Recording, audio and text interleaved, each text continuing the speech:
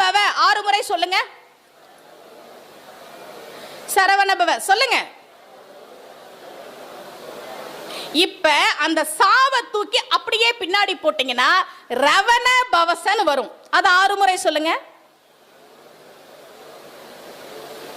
ரவண பவச, ரவண பவச, ரவண பவச.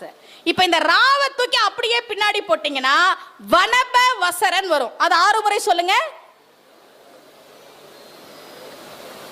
வனபவசர, வனபவசர. இப்போ அந்த வாவ தூக்கி அப்படியே பின்னாடி போட்டீங்கன்னா நபவ சரவன் வரும். அது 6 முறை சொல்லுங்க.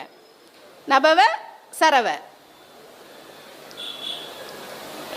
நபவ சரவ. இப்ப இந்த நாவ தூக்கி அப்படியே பின்னாடி போட்டீங்கன்னா பவ சரவணன் வரும். இது 6 முறை சொல்லுங்க. பவ சரவணன். இப்ப அந்த பாவ தூக்கி அப்படியே பின்னாடி போட்டீங்கன்னா வசர வனபன் வரும்.